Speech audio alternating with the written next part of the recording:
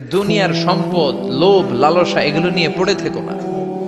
এই যে আমাদের ফ্যামিলি, আমাদের বাচ্চা কাচ্চা, আমাদের এত টাকা পয়সার হিসেব, মাস শেষে বাড়ি ভাড়া, গ্যাসের বিল, এইটা সেটা, আপনি কি মনে করছেন যে আপনি চলে গেলে এগুলো থেমে থাকবে? কিছুই থেমে থাকবে না, সব চলবে আগের মতো, থাকবেন না আপনি। এজন্য শাহাদাত ফয়সাল ওনার ফেসবুকে সর্বশেষে লিখে গিয়েছিল, আমি হীন দুনিয়া, মানে এমন দুনিয়া যেটাতে আমি নাই, সব চলে, সকাল গড়িয়ে বিকেল হয়, শীত শেষে গ্রীষ্ম আসে, দিন শেষে রাত নামে, সব চলে, নাই শুধু আমি। চিল্লায় বলেন ঠিক কিনা? তো এজন্য এগুলি একটু ভাবেন। অনেক ব্যস্ত আমরা, এই দুনিয়ার পুরো জীবনটা এটা হচ্ছে লালসাময় একটা জীবন, লোভ, মরিচিকা, মায়াজাল। এই মায়াজালে আমরা আটকে আছি, ফলে মৃত্যুর কথা আমরা ভুলে গিয়েছি। পাগলের মতো ছুটছি, আরো টাকা লাগবে, আরো খ্যাতি লাগবে, আরো যশ লাগবে, আরো দাপট লাগবে। আমার এত টাকা দিয়ে কি হবে? এত সম্পদ দিয়ে কি হবে? এত ব্যস্ততা দিয়ে কি হবে তোমার? স্টপ, থামুন, অনেক হয়েছে, আর না, থামুন। Take a rest, take a breath and think about death. Think that you have to go back to your Lord. একটু বসেন না, একটু ভাবেন যে আমাকে চলে যেতে হবে, চলে যেতে হবে। এই কোলাহল, এই ব্যস্ততা, এগুলো থাকবে, থাকবো না আমি। সাইয়েদনা ওমর ফারুক বলেছেন, মুতু ক্বাবলা আন তামুতু, মরার আগে একবার মরো। হাসিবু ক্বাবলা আন তুহাসাবু আলাইকুম, তোমার হিসাব নেওয়ার আগে তুমি একবার নিজের হিসাবটা করো না। কাগজ বের করে একটু লিখো না, কি কি ভালো কাজ করছিলা, যেগুলো দিয়ে নাজাতের ওয়াসিলা হতে পারে, 1 2 3, আর কি কি আকাম কুকাম করছো দেখো না, লিখে দেখো তোমার অবস্থাটা কি। মরার আগে একবার মরো। মরার আগে খাটের মধ্যে শুয়ে শটান করে চোখ বন্ধ করে একবার মরার ভান করে দেখেন কেমন লাগে। চোখটা বন্ধ করেন আর ভাবেন আপনি নাই, কি কি হতে পারে ভাবেন। আপনার ছেলে মেয়েরা কান্না জুড়ে দিবে, আপনার প্রাণের স্ত্রী বিলাপ শুরু করে দিবে, বন্ধু বান্ধবের চিৎকার আর মাতম, স্থানীয় এলাকার মসজিদে ঘোষণা, অমুক এলাকার নিবাসী অমুক ভাই অমুকের ছেলে অমুক দুনিয়ায় নাই। সব আত্মীয়রা চলে আসবে, ফেসবুকে স্ট্যাটাস দেয়া হবে, সবাই সবাইকে জানাবে বিকাল 4টায় অমুক হাই স্কুল ময়দানে আপনার জানাজা। ছুটে আসবে, সবাই ছুটে আসবে আপনাকে শেষ বিদায় দিতে, গুড বাই জানানোর জন্য, আল ওয়াদা, বিদায় জানাতে আসবে সবাই। 4 তাকবীর দিয়ে আপনার জানাজা হবে, অশ্রুসিক্ত জানাজায় আপনার বিদায় হবে। কাঠের খাটিয়ার মধ্যে করে কাঁধে তুলে আপনারে কবরে নেওয়া হবে, আগে থেকে খুঁড়ে রাখা কবরটার মধ্যে আপনারে বিছিয়ে দেয়া হবে, বাঁশের কচি দিয়ে তার উপরে মাটির চাপা দিয়ে সব চলে যাবে। ভাবেন না একবার চোখ বন্ধ করে, this is the circle of life, this is the nature of life. এটা সবার হবে, আমার হবে, আপনার হবে। এত মায়া, এত ভালোবাসা কই যাবে? কেউ থাকবে না, সবাই আপনার অন্ধকার কবরে রেখে দিয়ে চলে আসবে। উপরে বাঁশের কঞ্চি, তার উপরে মাটির চাপা, অন্ধকার আর অন্ধকার। এই অন্ধকার যেন শেষ হতে চায় না, শুধুই অন্ধকার, ঠিক কিনা? এজন্য আমাদের চলে যেতে হবে। দাদা গেল, চাচা গেল, মামা গেল, আমাদেরকেও যেতে হবে, জোরে কোন ঠিক কিনা? একদিন মাটির ভেতরে হবে ঘর রে মন আমার, কেন বান্ধ দালান ঘর, প্রাণ পাখি উড়ে যাবে পিঞ্জর ছেড়ে,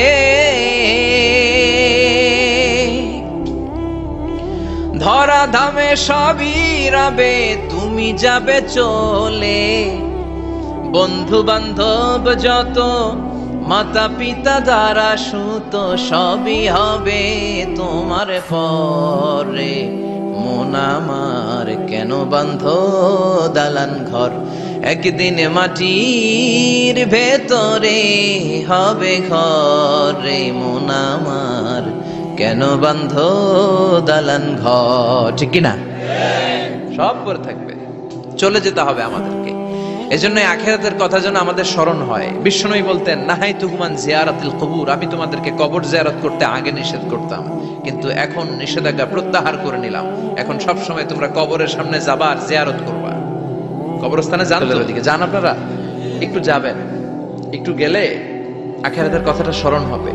ওখানে ছোট শিশুরা শুয়ে আছে, কিশোর যুবকরা আছে, আপনার মতো তাগড়া যুবক মুরব্বীরা আছে, এরা এই এলাকায় থাকতো, এরা আকাশ থেকে নেমে আসে না, এই এলাকার সন্তান, আজ নাই। একটা একটা সার্টেন পিরিয়ড শেষে আপনিও থাকবেন না। This is the nature of life, this is the circle of life. ছোট্ট শিশু হয়ে এসেছিলেন, শৈশব, কৈশোর, যৌবন, প্রৌঢ়ত্ব, আগে ছিলেন সিঙ্গেল, বিয়ে করে হয়ে গেলেন ডবল, এরপরে আল্লাহ আপনাকে একটা মেয়ে দিল, এরপরে মেয়েকে বিয়ে দিয়ে শ্বশুর হলেন, এরপরে ওই মেয়ের ঘরে সন্তান হতে নানা হলেন। আর কতদিন? অনেক দিন হলো তো, অনেক লম্বা সময় পেয়েছেন আপনি। Think about death. এবার যাওয়ার কথা ভাবেন, আখিরাতের সামানের কথা ভাবেন, ফিরে যেতে হবে। কি শক্তিশালী যুবক! বার্ধক্য চলে আসলে লাঠি ছাড়া চলতে পারে না। কুচকুচে কালো দাড়ি সাদা হয়ে যায়, দাড়ির শুভ্রতা, বয়সের ভার, রং ধরা যৌবন জং ধরে শেষ, ঠিক কি না? This is the circle of life.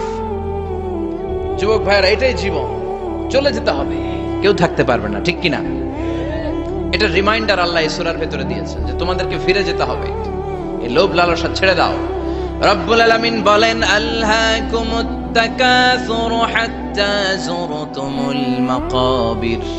ও গোলাম, দুনিয়ার সম্পদ, লোভ লালসা তোদেরকে পাগল বানিয়ে দিয়েছে। এই লোভ পাগলামি কোনোদিন তোদের থামবে না যতদিন না তোরা কবরে ঢুকবি, ঠিক কিনা? কার কথা?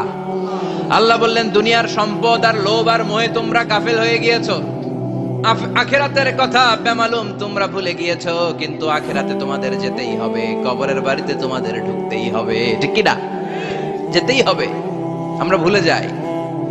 আলহাকুমুত তাকাসুর, অতিরিক্ত পাওয়ার লোভ, বেশি বেশি খাওয়ার লোভ, বেশি বেশি জমানোর লোভ মানুষকে গাফেল বানিয়ে দিয়েছে। এটা মানুষের স্বভাব, আরো চাই, আরো চাই, এই স্বভাবটা আছে না নাই? এই আরো আরো আরো চাই, এই স্বভাবটাই মানুষকে কুড়ে কুড়ে শেষ করে দিয়েছে। এত লাগবে কেন তোমার? চাহিদার কোনো শেষ নাই, unlimited demand of human being. যার আছে বেশি তার চাই বেশি, যার সাইকেল আছে তার হুন্ডা চাই, হুন্ডা আছে তো প্রাইভেট কার চাই, প্রাইভেট কার আছে তো প্লেন চাই, প্লেন আছে তো হেলিকপ্টার চাই, হেলিকপ্টার আছে তো ওইটা চাই, ওইটা আছে তো সেটা চাই, ঠিক কিনা? এলাকার মেম্বার যে হয়েছে চেয়ারম্যান হতে চায়, আছে না নাই? চেয়ারম্যান সাহেব এমপি হতে চায়, আছে না নাই? এমপি সাহেব মন্ত্রী হতে চায়, আছে না নাই? মন্ত্রী সাহেব প্রধানমন্ত্রী হতে চায়, আছে না নাই? কিন্তু এই দেশে সুযোগ নাই। কথা কন, এই দেশে প্রধানমন্ত্রী সিলেক্টেড, 2-3 জনের বাইরে কেউ প্রধানমন্ত্রী হইতে পারবি না, ঠিক কিনা? আমার এই জীবনে তো আমি 2-3 জনই দেখলাম। বেগম খালেদা জিয়া, মাননীয় প্রধানমন্ত্রী শেখ হাসিনার ছোট্টবেলা দেখেছি এরশাদকে, আমরা তখন ছোট। তো মানুষের চাহিদার কোনো শেষ নাই, যার আছে বেশি তার চাই বেশি। এজন্য বিষ্ণু বলেছেন, উনজুরু ইলা মান হুয়া আসফালা মিন, তোমার চেয়ে যে খারাপ আছে ওর দিকে তাকাও। ওয়ালা তানজুর মান হুয়া আ'লা মিন, তোমার চেয়ে যে ভালো আছে ওর দিকে তাকায়ও না, তোমার চেয়ে যে খারাপ অবস্থানে আছে ওর দিকে তাকাও। অনেকে নিজের অবস্থান নিয়ে সুখী না, এরকম আছে না নাই? আল্লাহ আমার এটা দিল না রে, ওইটা দিল না রে, পাইলাম না রে, কিচ্ছু হয় না, কি করব জীবনে, হতাশ। আসলে আছে কিন্তু অনেক কিছু, শুকরিয়া নাই, টাকা, ঠিক কি না? নিজের অবস্থান নিয়ে সুখী না, কিন্তু অনেক লোক আছে তারা আপনার অবস্থানে পৌঁছতে চায়। তাদের দিকে তাকিয়ে দেখেন, আপনি যে অবস্থানে আছেন এই অবস্থানে পৌঁছাটা অনেকের কাছে স্বপ্ন। তারা প্রতিনিয়ত সংগ্রাম আর স্ট্রাগল করে যাচ্ছে আপনার অবস্থানে পৌঁছতে, আর আপনি এটা নিয়ে সন্তুষ্ট না।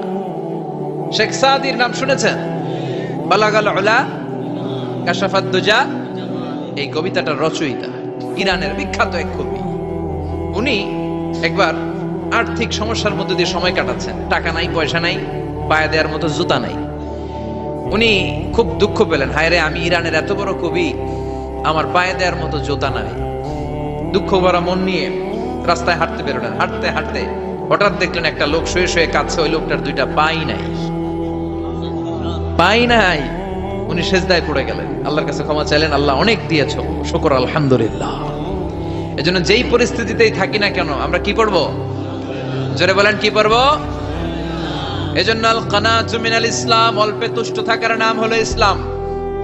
সম্পদ লাগবে কিন্তু সম্পদের পাহাড় লাগবে না, ঠিক কি না?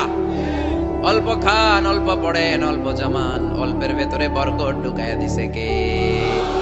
দেখবেন যাদের সম্পদ অল্প তারা সুখী বেশি। জরিপে এটা দেখা গিয়েছে, অনেক সার্ভেতে এটা এসেছে, যারা সম্পদশালী এরা দুঃখী বেশি, এদের দুঃখ বেশি, টেনশন বেশি। খুব স্বাভাবিক, টাকা যার বেশি রোগ তার বেশি, টাকা যার বেশি টেনশন তার বেশি। টাকা যার বেশি ঘরে শান্তি তার কম, আছে না নাই? ঘরের ভেতরে অশান্তি, ছেলে কথা শোনে না, ছেলে টানে গাঞ্জা, মেয়ে করে পরকিয়া, আছে না নাই? স্ত্রী কথা শুনে না, ভালোবাসা নাই, ঘরটা জাহান্নামের টুকরা। রোগ বালাই, এক একটা হসপিটাল বিল পরিশোধ করতে মাসে 5 লাখ 10 লাখ, আছে না নাই? কিছু খেতে পারে না, ডাক্তার একেবারে ডায়েট মেনু বেঁধে দিয়েছে। ডায়েট, ভেরি ডায়েট মেনু, এটা এটা এটা এটা কিছুই খাবেন না, শুধু গরু খাবেন না, খাসি খাবেন না, চিংড়ি খাবেন না, খালি ঘাস খাবেন, ইচ্ছে মতো ঘাস খাবেন, মানে ঘাস জাতীয় যত আইটেম আছে সব খাবেন, শাক খাবেন, সবজি খাবেন, সালাদ খাবেন। গরু, চিংড়ি, মুরগি, গোশত, ইলিশ কিছু খেতে পারে না। তাহলে রোগ বেশি, খাওয়ার মজা নাই, ঘরে সাংসারিক শান্তি নাই, খালি ব্যারাম আর ব্যারাম, ঠিক কিনা?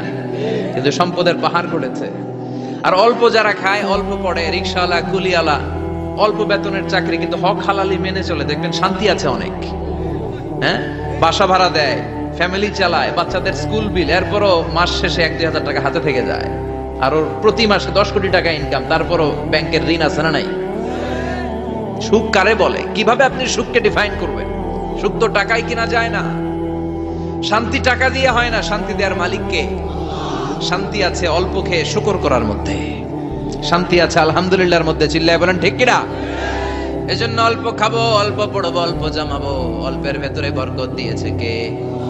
দেখেন ধনী ভাইরা খেতে পারে না, কিন্তু রিকশালার কি সমস্যা হয়? রিকশালারা সব খেতে পারে, কুলিওয়ালা, দিনমজুর, এরা একেবারে স্লিম সুঠাম দেহি, মেদহীন পেট, পেটে কোনো মেদ নাই, ভুড়ি নাই। আর কুটিপতিদের মেদ আছে না নাই? এত বড় বড় পেট, ঠিক কিনা? আমাদেরও পেট আছে, তবে হালাল পেট, এটা হারাম টাকা দিয়ে এই পুরি বানাই নাই আমরা। ছিলে বলেন ঠিক কিনা? রিকশাওয়ালা, কুলিওয়ালা নিজেও নামাজ পড়ে, বউও নামাজ পড়ে, বাচ্চাটাও নামাজ পড়ে, রিকশা চালায় আর জিকির করে লা ইলাহা।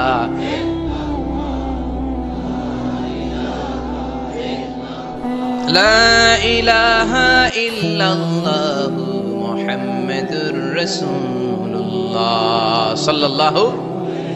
সুখ আর শান্তি, তাদের ঘরে সুখ। ধনী, কোটিপতি, ভিআইপি, সিআইপিস, এদের রাতে ঘুম নাই, 1 ঘন্টা ঘুমানোর জন্য 4টা ট্যাবলেট খাওয়া লাগে, এরকম আছে না নাই? কিন্তু ঘুমের জন্য যে ট্যাবলেট খাওয়া লাগে, রিকশাওয়ালা এটা জানেই না। ওর যেখানে রাইত ওইখানেই, ওর মাথা বিছনায় লাগতে দেরি, ওর ঘুম আসতে দেরি হয়, ওর ঘুমে নাকের ডাকের আওয়াজে ট্রাকের ইঞ্জিনও ফেল। সুবহানাল্লাহ পড়েন। এজন্য অনেক বেশি সম্পদের পাহাড় করা লাগবে, এই চিন্তা যেন আমাদের মাথায় না আসে। চিল্লায় বলেন ঠিক কিনা?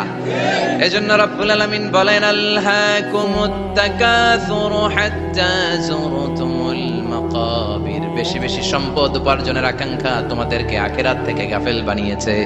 এই গাফলতি কশিন কালেও তোমাদের কমবে না যতক্ষণ না তোমরা কবরে ঢুকবা। হাত্তা যুরতুমুল মাকাবির, মাকবারাতুনের প্লুরাল মাকাবির, যতক্ষণ না কবরে না ঢুকবা, কবরস্থান তোমার আবাসস্থল না হবে, ততক্ষণ পর্যন্ত এই চাই চাই মানসিকতা কমবে। মানুষের স্বভাব হলো আরো চাই, আরো চাই, আরো চাই করে। ফকিরেরা কারা? আল্লাহ গালি দিয়ে বললেন তোরা সব ফকিরনি। তোরা কি? ইয়া আইয়ুহান নাসু আনতুমুল ফুকারাউ ইলাল্লাহ ওয়াল্লাহু হুয়াল গানিয়ুল হামিদ। সুবহানাল্লাহ পড়েন। আল্লাহ ডেকে বললেন গোলাম আনতুমুল ফুকারা ইলাল্লাহ, তোমরা সবাই ফকির, ধনী হলো একজন, তিনি কে? আল্লাহ শুধু ধনী। আর মানুষের স্বভাব হচ্ছে আরো চাই, আরো চাই। ওর 2 তলা বিল্ডিং, আমার 3 তলা লাগবে। ওর 2টা গাড়ি আছে, আমার 3টা লাগবে, আছে না নাই? বিশ্বনবী বললেন কিয়ামতের আগ দিয়ে মানুষের মধ্যে আকাঙ্ক্ষায় প্রতিযোগিতা বেড়ে যাবে, প্রতিযোগিতামূলক টেন্ডেন্সি। কার চেয়ে কে বড় হতে পারে, কার চেয়ে কে বেশি টাকার পাহাড় বানাতে পারে, আছে না নাই? বিশ্বনবী বললেন ওয়া আনতারাল হুফাতাল উরাতাল আলাতা রিয়া আশ-শাইয়াতা তাওয়ালুনা ফিল বুনিয়ান। কিয়ামতের আগে এমন কিছু লোক যাদের গায়ে দেওয়ার মতো জামা ছিল না, পায়ে দেওয়ার মতো জুতা ছিল না, পেটে দেওয়ার মতো খাবার ছিল না, সমাজের কেউ তাদেরকে চিনত না। হঠাৎ করে এই লোকগুলো ধনী হয়ে যাবে। And they will start to construct, they will compete to construct high rises building in the cities. শহরে গ্রামে এরা বড় বড় বিল্ডিং বানানো শুরু করবে। এই উঁচা উঁচা বিল্ডিং আমাদের সমাজে আছে না নাই? কৃষ্ণপুরে 2 তলা 3 তলা বিল্ডিং আছে নি? আছে। আজ থেকে 20 বছর আগে ছিল? আমি তো 20 বছর আগে যখন আসছি কিছুই ছিল না, খালি পানি আর পানি। আর এখন 2 তলা 3 তলার অভাব নেই। গরিপুর পাশে না আপনাদের? এদিকে গরিপুর, গরিপুরে যে বিল্ডিং আছে বাংলাদেশেও নাই, ঠিক কিনা? সারা বাংলাদেশের সবচেয়ে দামি জায়গা হচ্ছে গরিপুর বাজারের জায়গা, জানেন এটা? বসুন্ধরা, গুলশান, বনানী, বাড়িধারা, উত্তরার 3-4 ডবল দামে এই জায়গার, ঠিক কিনা? বিল্ডিং এর পর বিল্ডিং। আমি যখন ঢাকা যাই দেখি গরিপুর আসতেছে, মানে গরিপুরের বিল্ডিং আর শহরগুলো আস্তে আস্তে হাইওয়ের পাশাপাশি চলে আসতেছে। প্রতি বছর আইসা দেখি কিছু আগাইছে, 2-3 বছর পরে এইটা একেবারে হাইওয়ের সাথে চলে আসবে। খেয়াল করছেন? ঢাকা যাওয়ার সময় গরিপুর আগাইতেছে, খালি গরিপুরের বিল্ডিং, গরিপুরের শহর আগাতে আগাতে আগাতে ঢাকা চট্টগ্রাম মহাসড়কের কাছাকাছি চলে আসছে। এই যে বিল্ডিং বানানোর প্রতিযোগিতা, কুমিল্লা শহরে আজ থেকে 20-25 বছর আগে 5 তলা 6 তলা একটা বিল্ডিং ছিল না, এখন 10 তলা 20 তলা আছে না নাই? ঢাকায় আজ থেকে 20 বছর আগে 10 তলা বিল্ডিং খুঁজে পাইতেন আপনি? নাই। গোটা বিশ্বব্যাপী এখন টাওয়ার বানানোর প্রতিযোগিতা। বিশ্বনবী বললেন এদের কোনো টাকা ছিল না। পৃথিবীর সবচেয়ে বড় টাওয়ার এখন আরব দেশে, এদের কোনো টাকা ছিল না। আরব দেশের সৌদি আরব, কাতার, কুয়েত, বাহরাইন এখন স্বর্ণ আর তেলের খনি পেয়ে আল্লাহরে ভুলে যায়। এদের খাওয়ার মতো কিছু ছিল না। এদেরকে আমার দাদারে শুনতাম বলতো কাবলিওয়ালা, বলতো কি বলতো? এদেশে আসতো জায়নামাজ, তসবিহ ছড়া, খেজুর টেজুর বিক্রি করার জন্য। এরা জেলে পাড়ার লোক ছিল। আরব সাগরের তীরবর্তী এলাকার মানুষ, সাগরের মাছ মেরে এরা জীবন ধারণ করতো। আল্লাহ এদেরকে তেলের খনি দিলেন, গ্যাসের খনি দিলেন। এখন তারা বড় বড় টাওয়ার বানায়, আছে না নাই? বুর্জ আল খলিফা, কি উঁচা বিল্ডিং, 828 মিটার উঁচু। জেদ্দা আছে 1000 মিটার উঁচু কিংডম টাওয়ার। তাইওয়ানে আছে তাইপেডাং টাওয়ার 101 তলা। মালয়েশিয়া আছে পেট্রোনাস টুইন টাওয়ার 88 তলা। চায়নাতে আছে সাংহাই টাওয়ার, একটার পর একটা টাওয়ার। প্রতি বছর অ্যানাউন্স করতেছে যে ওদেরটা হচ্ছে আমাদেরটা বড় বানানো। কাতার কয় ওরা বানাইলে আমরা পারবো না কেন, আমরা বানাবো আরো বড়, আছে না নাই? শাগালাত কুমুত তাকাসুর, যে আরো লাগবে, আরো বড় হতে হবে, এই টেন্ডেন্সি মানুষকে আখিরাত থেকে একেবারে গাফেল বানিয়ে দিয়েছে। চিল্লায় বলেন ঠিক কিনা? টাকার পাহাড় বানাতে চায়, দরকার থাকলেও চায়, না দরকার থাকলেও চায়। বর্তমান পৃথিবীর সবচেয়ে ধনী লোকটার নাম জানেন কি নাম? হ্যাঁ, বিল গেটস। ওর যে কত টাকা ও নিজেও জানে না। ওর পকেট থেকে যদি $100 একটা বান্ডিল পড়ে যায়, এটা তুলতে ওর যত সময় লাগবে, ও না তুলে যদি হেঁটে যে আইডিয়া নিয়ে হাঁটতেছিল ওইটা নিয়ে হাঁটে, ওদিকে আরো বেশি ইনকাম হয়ে যাবে।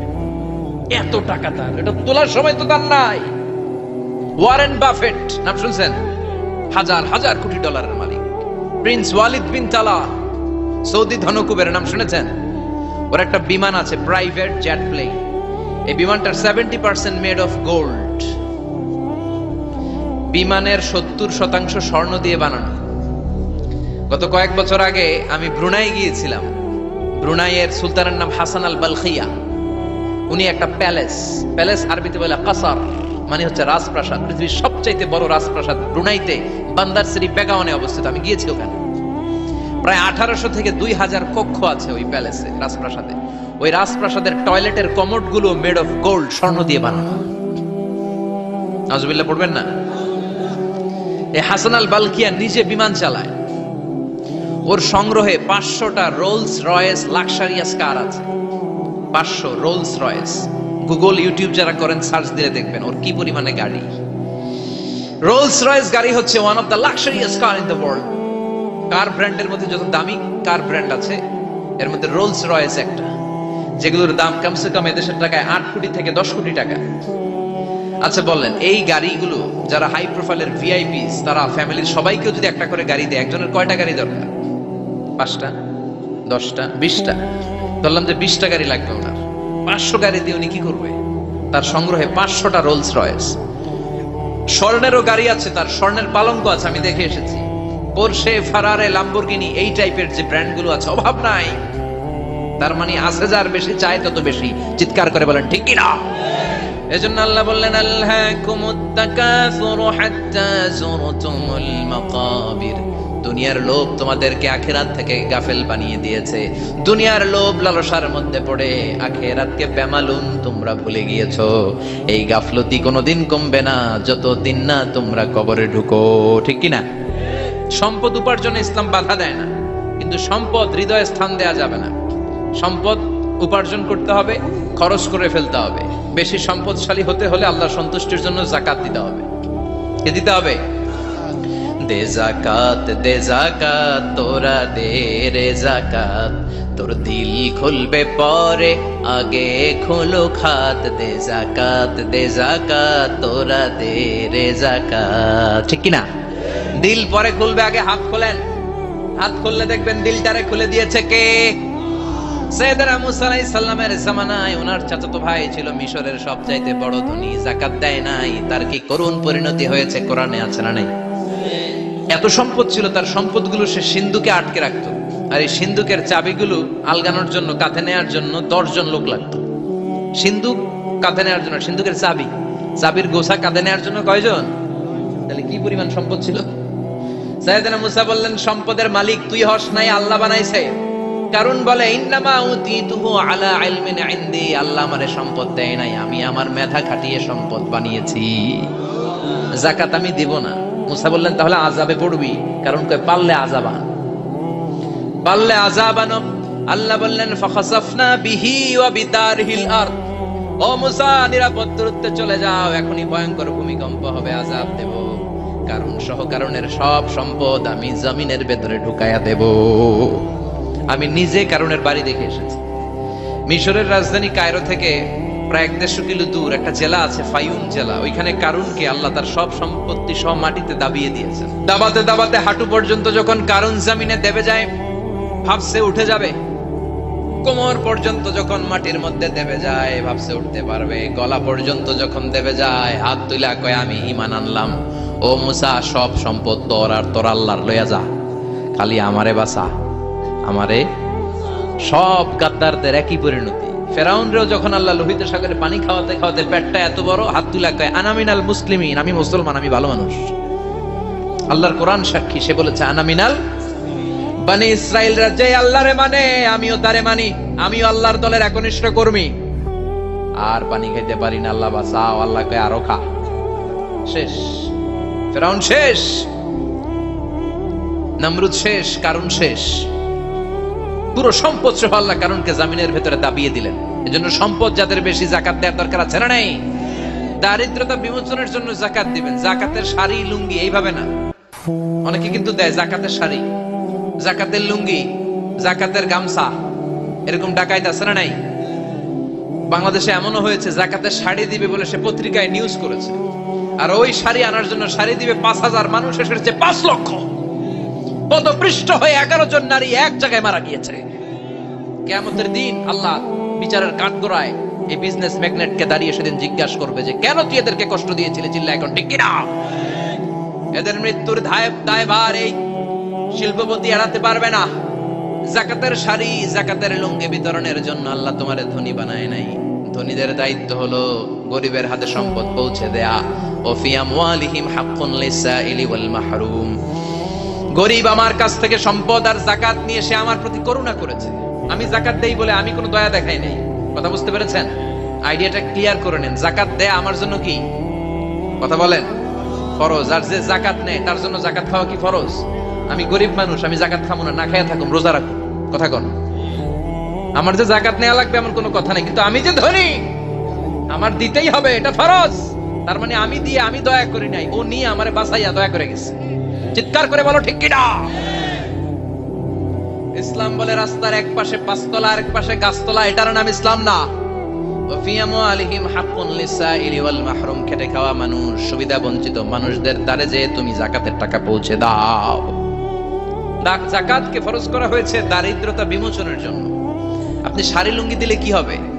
ওরে শাড়ি দিচ্ছেন দুপুরে, রাত্রে বেলা ও আরেক জায়গায় লাইন ধরে আছে, বিরিয়ানির প্যাকেট দিতেছে ওইখানে। কথা কোন? সারাটা বছর ও যাকাতের টাকা নেবে, ওর কিচ্ছু হবে না। বরং এমন কিছু তাকে করে দিতে হবে যেটা দিয়ে সে ফ্যামিলি লিড করতে পারে। একটা সিএনজি কিনে দেন, ওই ফ্যামিলিতে কোনো যুবক থাকলে সিএনজি চালায়া, অটো চালায় ফ্যামিলিটারে চালাবে। একটা টঙের দোকান করে দেন, চায়ের দোকান, চা বিক্রি করে ফ্যামিলিটারে চালাবে।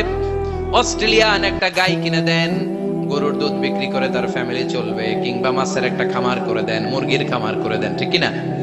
ওমরে ফারুক বলতেন, এমন ভাবে যাকাত দাও যাতে করে যাকে যাকাত দিয়েছে জীবনে কোনোদিন সেজন্য আর কারো কাছে যে হাত পেতে যাকাতের জন্য দাঁড়িয়ে না থাকে। এই বিধানটা কার? এজন্য আল্লাহ বললেন, আলহাকুমুত তাকাসুরু হাত্তা যুরতুমুল মাকাবির। দুনিয়ার লোভ লালসা তোমাদের কমবে না যতদিন না তোমরা কবরে ঢুকো। কার কথা? চিল্লায় বলেন কার? এজন্য দুনিয়ার প্রতি যে আমাদের লোভ, এটা কি বাড়াইতে হবে না কমাইতে হবে? এই দুনিয়ার জীবন এটা ক্ষণিকের। অমাল হায়াতুদ দুনিয়া ইল্লা মাতাউল গুরুর, এটা ভোগের সামগ্রী, আজ আছে কাল নাই, এটা হাতের ময়লা। দুনিয়ার এই জীবনের দৃষ্টান্ত হচ্ছে 4টা স্বর্ণের টুকরা আর 3টা লাশের মতো। স্বর্ণের টুকরা 4টা, চিৎকার করে বলেন তো কয়টা? লাশ 3টা, জোরে বলেন কয়টা? অনেক অনেক আগের যুগের 3জন যুবক জীবিকার তাগিদে তারা বের হয়েছে কর্মসংস্থান করে খাবে। পথিমধ্যে তারা গুপ্তধন পেয়েছে, স্বর্ণের বার পেয়েছে, তো বড় বড় 4টা পেয়ে তারা মহা খুশি। আমাদের আর কাজ করা লাগবে না, এগুলো বেচে আজীবন খাবো, সুখে থাকবো। তো 3জন মিলে বললো 4টা স্বর্ণের টুকরা 3জনের মধ্যে ভাগ করে দেওয়ার আগে একজন এক কাজ কর, বাজার থেকে কিছু রুটি নিয়ে আয়, খুব ক্ষুধা লেগেছে, খেয়ে নেই। একজনের রুটি আনতে পাঠিয়ে 2জন মিলে ভাবে ওইটারে যদি মেরে ফেলতে পারি তাহলে তো তোর আর আমার মধ্যে কোনো ঝামেলা নাই। স্বর্ণের টুকরা কয়টা? তুই নিবি 2টা, আমি নেব 2টা। আর যেটারে রুটি আনতে পাঠাইছে ওইটা মনে মনে ভাবতেছে রুটির মধ্যে বিষ মিশাই নিয়ে যাব। কি মিশাবো? বিষ খাইয়া ওইটা শেষ, সবগুলো আমার। তো বিষ মিশাই নিয়ে আসছে, আর আগের পরিকল্পনা অনুযায়ী এই 2জন মিলে তাকে নৃশংসভাবে হত্যা করেছে। হত্যার পরে কয় প্রচন্ড ক্ষুধা লাগছে, লো আগে খাইয়া লই। 2জন মিলে বাজার থেকে আনা বিষ মাখানো রুটি খেয়ে ওই 2টাও শেষ। স্বর্ণের জায়গায় স্বর্ণ পড়ে আছে, স্বর্ণগুলো নেয়ার মতো মানুষ আর নাই, ঠিক কিনা? এজন্য মানুষের এই চাহিদা কমবে না। বিষ্ণু বলেন লাউ আন্না লিকুল্লি ইবনে আদম ওয়াদিয়ান মিন যাহাব আহাব্বা আই ইয়াকুনা ইলাইহি ওয়াদিয়ান। আল্লাহ প্রত্যেককে, আমাদের প্রত্যেককে যদি একটা করে স্বর্ণের পাহাড়ের মালিক বানিয়ে দেয়, কয়টা করে? এই একটা পাহাড় স্বর্ণের, একটা স্বর্ণের পাহাড়ের মালিক যদি আমাদের এক একজনকে বানায় দেওয়া হয়, এরপর আমরা চাবো আরেকটা স্বর্ণের পাহাড়ের মালিক কেমন করে হওয়া যায়। আচ্ছা বলেন তো, একটা স্বর্ণের পাহাড় আমার 14 পুরুষ বিক্রি করে খাইলো শেষ করতে পারবো এটা? তো আরেকটা কেন লাগবে আমার? ওয়ালাই আমলা আফাহু ইল্লা তুরাব। বিষ্ণু বলেন কবরের মাটি যতক্ষণ না তোর মুখে না ঢুকবে, তোর এই চাওয়া চাওয়া খাই খাই সব বন্ধ হবে না। এজন্য আল্লাহ বললেন আলহাকুমুত তাকাসুরু হাত্তা যুরতুমুল মাকাবির। দুনিয়া তোমাদেরকে গাফেল বানিয়ে দিয়েছে, গাফলতি কমবে না যতদিন না কবরে ঢুকো। কবরে ঢুকা লাগবে, কবরে ঢুকা লাগবে না? কবরে আমাদেরকে যেতেই হবে, যেখানেই থাকেন। কবরের প্রশ্ন আছে না নাই? অনেকে বলে হুজুর বিমান হামলায় মারা গিয়েছে, বিমান জ্বলে পুড়ে ছাই হয়ে গিয়েছে, তার কবর কোথায়? তার আত্মাটা যেখানে আছে ওই জায়গায় প্রশ্ন আছে না নাই? অনেকে বলে হুজুর সাগরের মধ্যে পড়ে মারা গিয়েছে, তিমি মাছ খেয়ে ফেলেছে, তার কোনো অস্তিত্ব নাই, কিন্তু তার রুহুটা আছে না নাই? প্রতিটা রুহু সংরক্ষণ করে কে? প্রত্যেকটা আত্মা আল্লাহর কাছে সংরক্ষিত থাকে। প্রতিটা রুহু, প্রতিটা মানুষ মালাকুল মাউতকে দেখতে পায়। আপনিও দেখবেন, আমিও দেখব। মুমিনদের কাছে এসে মালাকুল মাউত একজন যুবকের বেশে সাদা ধবধবে জুব্বা পরে সুগন্ধি মেখে মুমূর্ষ ব্যক্তির শিয়রে বসে বসে বলে ইয়া আইয়াতুহান নাফসুল মুতমাইন্না, হে প্রশান্ত আত্মা, উখরুজি ইলা মাগফিরাতুল্লাহি ওয়া রিদওয়ানি, আল্লাহর ক্ষমা আর দয়ার দিকে বের হয়ে আসো। বলা মাত্রই মুমিনের আত্মাটা স্মুথলি বের হয়ে আসে।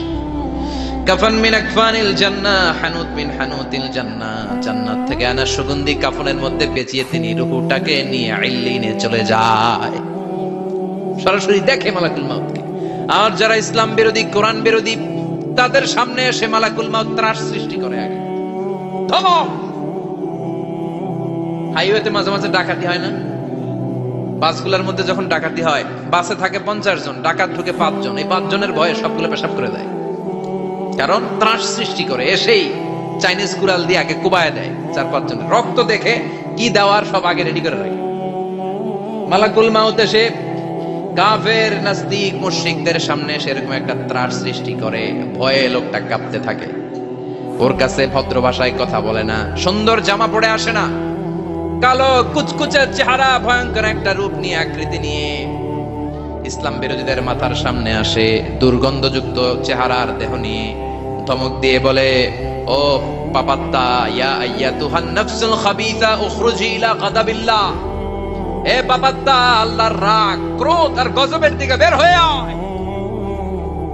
মুমিনের আত্মা বলার সাথে সাথে যেমনি মুমিনের দেহ থেকে বের হয়ে জান্নাতি কাফনের ভেতরে ঢুকে, কাফেরদের আত্মাও কি এরকম তাড়াতাড়ি বেরোতে চায় নাকি? কাফেরদের আত্মা বেরোতে চায় না, ডানে দৌড়, বায়ে দৌড়, সামনে দৌড়, পেছনে দৌড়, আহা দৌড়াদৌড়ি করে। মালাকুল মাউত এটাকে টেনে হিচড়ে, একটা জীবিত ছাগলকে জবেহ না করে, জবাই না করে, তার চামড়া উল্টা দিকে টেনে হিচড়ে বের করলে ছাগলটা যত কষ্ট পায়, এর চেয়ে কমসে কম 70 গুণ বেশি কষ্ট দিয়ে কাফের, মুশরিক আর গাদ্দারদের রূহ কবজ করা হয়। আল্লাহ এই পরিস্থিতি থেকে তুমি আমাদের বাঁচাও। মুমিনদের রূহ যেমনি কবজ হয়, ওইভাবে রূহ কবজের ব্যবস্থা করে দিও। ইমানের মৃত্যু নসিব করে দিও, শাহিদি মৃত্যু নসিব করে দিও। আমাকে শহীদ করে সেই মিছিলে শামিল করে নিও, যে মিছিলের নেতা মীর হামজা খোবায়েবে খাব্বাব, আল্লাহর কাছে ছিল অতি প্রিয়, শামিল করে নিও। আমাকে শহীদ করে সেই মিছিলে শামিল করে নিও। পড়েন আমিন। আরো জোরে পড়েন আমিন। তার মানে বিমান দুর্ঘটনায় হোক, কিংবা লঞ্চ ডুবিতে হোক, কিংবা আগুনে পড়ে হোক, কিংবা আত্মঘাতী হামলায় হোক, যে যেখানেই মারা যায়, কবরের 3টা প্রশ্ন তার জন্য আছে না নাই? ইসলাম বিরোধীদের জন্য প্রশ্ন 3টা, আপনারা যারা মুমিন তাদের জন্য 4টা, আপনাদের জন্য একটা বেশি। আলহামদুলিল্লাহ। কোন কবরে এসে প্রথম প্রশ্ন করবে মুনকার নাকির, যখন চলে আসবে 40 কদম, যখন আত্মীয় স্বজনরা লাশটাকে কবরের মধ্যে দিয়ে 40 কদম চলে যায়, তখনই ফেরেশতা চলে আসে। আহা, শেষ, সব শেষ। এসেই পরীক্ষা শুরু। মার রব্বুক, তোর রবের নাম কি? চিল্লায় বলেন আমাদের রবের নাম কি? আমরা বলবো রব্বি আল্লাহ, আল্লাহ আমারে রব। দমে দমে তনু মনে তারি অনুভব। পড়েন আল্লাহ আমারে রব। তোমার দুনিয়াতে আমি যেদিকে তাকাই, অথই নিয়ামতে ডুবে আছি সবাই। পাখপাখালির গানে শুনি তাসবিহ কল রব, তাসবিহ কল রব, আল্লাহ আমারে রব। প্রথম প্রশ্ন, তোমার রব কে? আমরা বলবো আমাদের রব আল্লাহ। দ্বিতীয় প্রশ্ন, ওমা দীনু, তোমার ধর্মের নাম কি? আমরা কি বলবো? তৃতীয় প্রশ্ন, বিশ্বনবীর চেহারা দেখিয়ে বলা হবে আতারিফু হাদার রাজুল, এই লোকটারে চিনো নাকি? আমরা বলবো চিনি, আমাদের প্রাণের নবী, ঠিক কি না? চাঁদের চেয়ে সুন্দর তুমি নবী আমার কামলিহি ওয়ালা, দু জাহানের বাদশাহ তুমি প্যারা নবী সাল্লে আলা, চাঁদের চেয়ে সুন্দর তুমি নবী আমার কামলিহি ওয়ালা, ঠিক কি না? 3টা প্রশ্নের যথাযথ উত্তর যখন দিয়ে দিলেন, আপনার জন্য অতিরিক্ত আরেকটা প্রশ্ন করা হবে, ওয়ামা ইলমুক, তোমার নলেজ কি? 3টা প্রশ্নের উত্তর যে তুমি করতে পারলা, কিভাবে পারলা, কেমনে জানলা? নকল করে বলছো নাকি জেনে বুঝে আসছো? নকল হয় না? নকল হয়?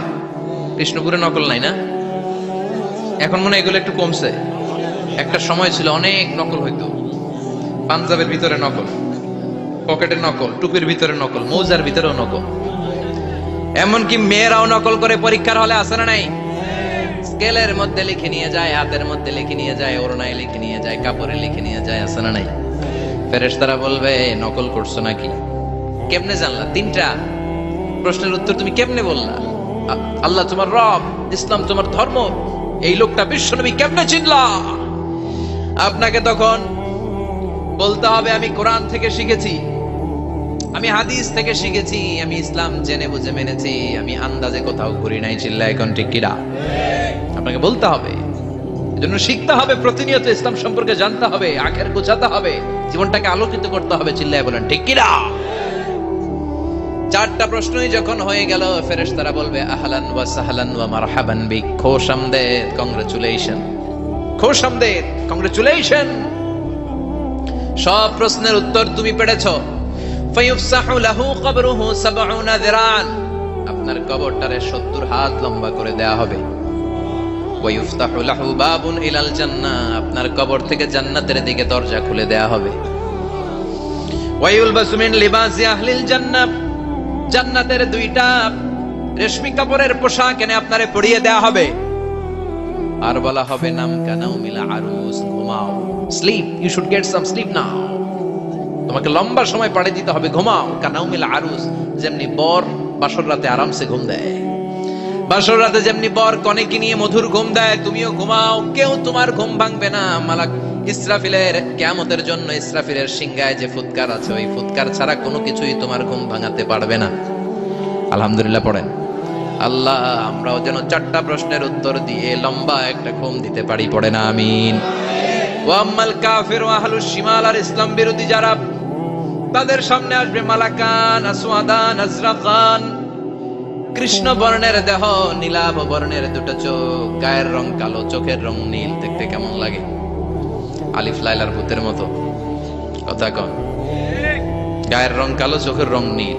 ফেরেশতা দুইটা আসবে, এসে ত্রাস সৃষ্টি করবে, এসে বলবে, বল তোর রবের নাম কি? মার রব্বুক। ইসলাম বিরোধী মুশরিক কাফের নাস্তিক এরা বলবে, আমি জানি না আমার রবকে,